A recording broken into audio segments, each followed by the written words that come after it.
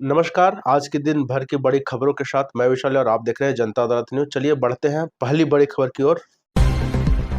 JPSC घोटाला, CBI court में पेश हुए आरोपी। रांची सेकंड जेपीएससी घोटाला मामले में मंगलवार को आयोग के तत्कालीन अध्यक्ष दिलीप प्रसाद समेत कई आरोपी सीबीआई की विशेष कोर्ट में पेश हुए। इसके अलावा गोपाल प्रसाद सिंह, शांति देवी, राधा गोविंद नागेश्वर, एलिसा उषा रानी, सोहन राम, बटेश्वर पंडित ने भी अदालत में हाजिरी लगाई। सीबीआई ने अपनी जांच में पाया कि तत्कालीन जेपीएससी सदस्यों को कोऑर्डिनेटरों ने मिलकर 12 अभ्यर्थियों के नंबर बढ़ाए थे।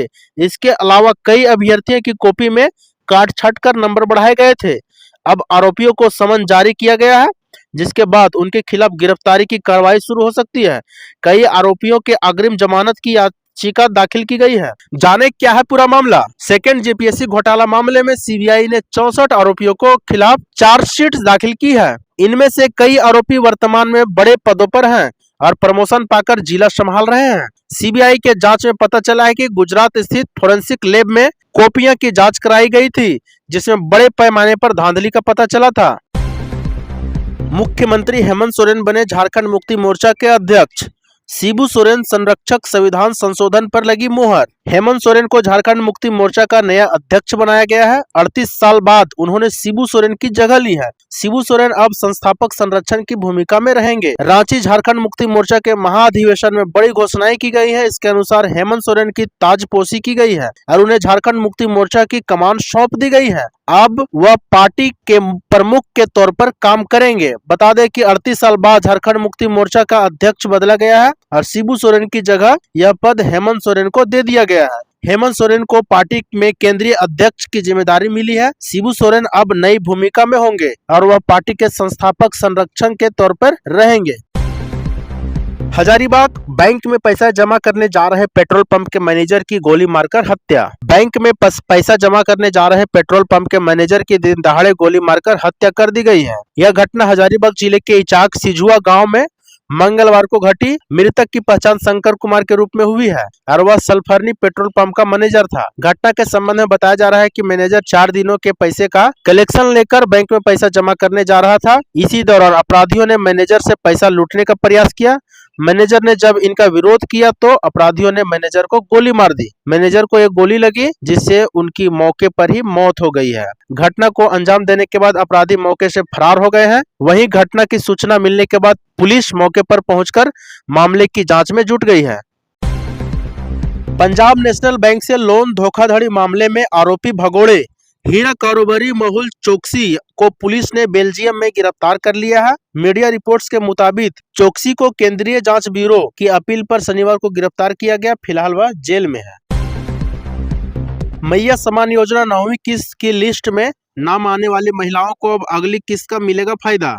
दरअसल योजना के अंतर्गत राज्य की पात्रता रखने वाली महिलाओं को अब तक 8 किस्तों का लाभ मिल चुका है। इसलिए अब महिलाएं 9वीं किस्त के लिए प्रतीक्षा कर रही हैं।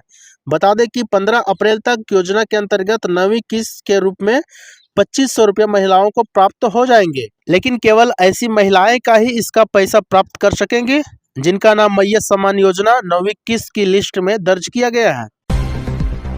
खुशखबरी, भारतीय महिला हॉकी टीम में झारखंड की 5 बेटियों का चयन। सिमडेगा की सलीमा टेटे संभालेंगी कप्तानी। भारतीय महिला हॉकी टीम में झारखंड की 5 खिलाड़ियों का चयन हुआ है। ये पांचों खिलाड़ी सिमडेगा जिले की हैं। जिले की सलीमा टेटे को एक बार फिर से टीम का कैप्टन बनाया गया है। ऑस्ट्रेलिया में 26 अप्रैल को हॉकी प्रतियोगिता शुरू हो रही है। यह प्रतियोगिता 4 मई तक चलेगी। भारतीय महिला हॉकी टीम में झारखंड के 5 खिलाड़ियों का चयन हुआ है। महिला हॉकी टीम में कुल 26 महिला खिलाड़ी शामिल है। इसमें सिमडेगा जिले की 5 बेटियां सलीमा टेटे, महिमा टेटे, ब्यूटी डुंगडुंग, दीपिका सोरेंग और स्टेट बाय में अंजना डुंगडुंग है। झारखंड में बदलेगा मौसम, 50 किलोमीटर प्रति घंटे की रफ्तार से चलेगी हवाएं।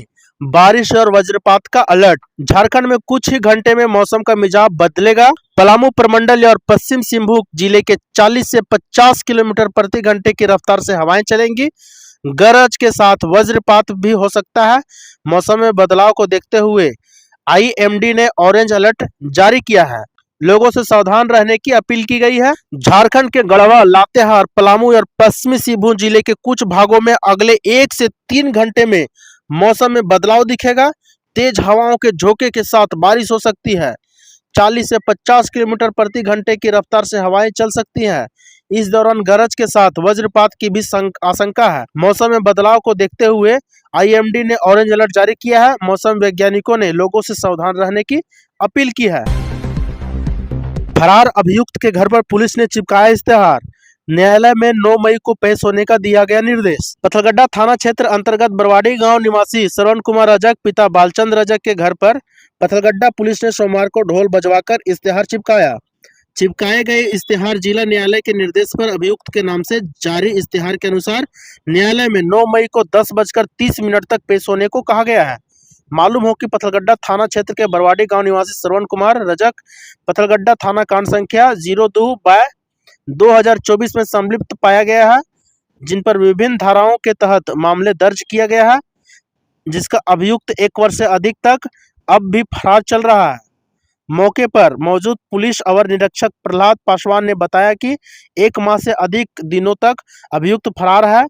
पुलिस सघन छापेमारी अभियान चला रही है। हालांकि इसके बावजूद भी अभियुक्त जिला न्यायालय में पेश नहीं होता है तो न्यायालय के निर्देशानुसार अग्रतर कार्रवाई करते हुए 1 माह में कुर्की जब्त का भी की जा सकती है। झारखंड हाई कोर्ट ने हेमंत सरकार को दिया झटका। इस मामले में लगाया 50,000 का जुर्माना। झारखंड हाई कोर्ट ने एक जमीन के गैर हस्तांतरण पर रोक लगाने के आदेश को रद्द करते हुए राज्य सरकार पर 50,000 का जुर्माना लगाया है। कोर्ट ने एकल पीठ के आदेश को सही ठहराया। जुर्माने की राशि प्रबुद्ध नगर सहकारी गृह निर्माण समिति को देने का निर्देश दिया गया है। रांची डीसी ने 6 नवंबर 2020 को एक जमीन पर गैर हस्तांतरित के श्रेणी में रखते हुए उसके निबंधन पर रोक लगाई थी। इस मामले में राज्य सरकार टाइटल सूट में हार गई थी। उसके बाद सरकार की प्रथम अपील 23 सितंबर 2025 को खारिज हो गई थी। वक्फ की जमीन खाली करो, 150 परिवार को दरगाह ने दिया बेदखली का नोटिस। कांग्रेस एमएलए का भी समर्थन। रिपोर्ट्स के मुताबिक विवाद की शुरुआत तब हुई जब कोट्टुकोली गांव में लगभग 150 परिवार को एफ सैयद सथाम नामक व्यक्ति की ओर से नोटिस भेजे गए हैं। तमिलनाडु के वेल्लोर जिले के एक चौंकाने वाला मामला सामने आया है। यह कोट्टुकोली गांव में लगभग 150 परिवारों पर आरोप लगाया गया है कि वे वक्फ संपत्ति पर अवैध कब्जा करके रह रहे थे। इसके लिए एक दरगाह ने उन्हें बेदखली का भी नोटिस जारी किया है, जिसके बाद गांव में तनाव की स्थिति बन गई है। इस नोटिसों के जवाब में कांग्रेस विधायक हसन मौलाना ने ग्रामीणों को भरोसा दिलाया है कि किसी को भी गांव से बेदखल नहीं किया जाएगा। हालांकि मौलाना ने यह भी स्पष्ट किया है कि अगर वक्फ बोर्ड के पास जमीन से जुड़े कानूनी दस्तावेज है और उनकी वैधता सिद्ध होती है तो ग्रामीणों को थोड़ा किराया देना पड़ सकता है। उन्होंने कहा कि एक बार वक्फ हमेशा वक्फ होता है। मंत्री हफीजुल के बयान पर सियासी घमासान। बाबूलाल बोले बर्खास्त करे सीएम। राहुल गांधी को भी दे दी ये सलाह। झारखंड के मंत्री हफीजुल हसन के एक बयान ने राज्य में सियासी घमासान मचा दिया है। मंत्री ने कथित तौर पर शरीयत को संविधान से बड़ा बताया है। भाजपा ने इस बयान की तीखी आलोचना की है और मंत्री को बर्खास्त करने की मांग की है। दूसरी ओर मंत्री ने सफाई देते हुए कहा कि उनके बयान को तोड़ मरोड़ कर पेश किया जा रहा है। झारखंड के अल्पसंख्यक कल्याण तथा जल संसाधन विभाग के मंत्री हफीजुल हसन के एक बयान पर राज्य में सियासी घमासान मचा है। मंत्री हफीजुल के एक रांची में एक न्यूज को दिए गए इंटरव्यू का अंश इंटरनेट मीडिया पर वायरल है, जिसमें कथित तौर पर उन्होंने शरीयत, कुरान पर आधारित इस्लामी कानून और संविधान की तुलना करते हुए शरीयत को संविधान से बड़ा बताया है। वीडियो में मंत्री यह कहते हुए दिख रहे हैं कि शरीयत मेरे लिए बड़ा है, हम कुरान सीने में रखते हैं और हाथ में संविधान रखते हैं। डॉक्टर भीमराव अंबेडकर जयंती के दूसरे दिन चोरी हुई स्थापित प्रतिमा। हुसैनाबाद थाना के खराड़ापर गांव के पास बाबा साहब डॉक्टर भीमराव अंबेडकर की स्थापित प्रतिमा उनकी जयंती के दूसरे दिन ही चोरी हो गई। असामाजिक तत्वों ने मूर्ति को उखाड़ कर ले गए, जिसके बाद आक्रोशित लोगों ने जपला छतरपुर मुख्य सड़क पर जमकर प्रदर्शन किया, जिसके कारण ट्रैफिक जाम की स्थिति रही। प्रदर्शनकारियों ने हुसैनाबाद सीओ से मांग रखी कि पहले प्रशासन यह साफ करे कि जिस जगह पर प्रतिमा स्थापित थी वो जगह किसकी है। प्रदर्शनकारियों का कहना है कि जब तक प्रशासन उनकी मांगे नहीं मानता नहीं है तब तक प्रदर्शन होता रहेगा। हालांकि हुसैनाबाद सीओ पंकज कुमार, थाना प्रभारी सोनू कुमार चौधरी, बीडीओ सुनील वर्मा प्रदर्शन कर रहे लोगों को समझाते रहे। इस मामले पर बसपा नेता अजय भारती और मनदीप राम ने बताया कि यह घटना सोची समझी साजिश का नतीजा है। पुलिस मामले की छानबीन में जुटी है। दोषी लोगों का पता लगा जा रहा है और जल्द ही पता लगाकर उनके खिलाफ कार्रवाई की जाएगी। मौके पर बड़ी संख्या में पुलिस बल की मौजूदगी है। सोनू कुमार चौधरी, थाना प्रभारी। अगर इसी तरह का डेली अपडेट आप लोग चाहते हैं तो चैनल को सब्सक्राइब जरूर कर लीजिएगा और साथ ही साथ बेल आइकन भी दबा दीजिएगा, क्योंकि नोटिफिकेशन तभी आएगा आपके पास जब आप बेल आइकन दबाते हैं।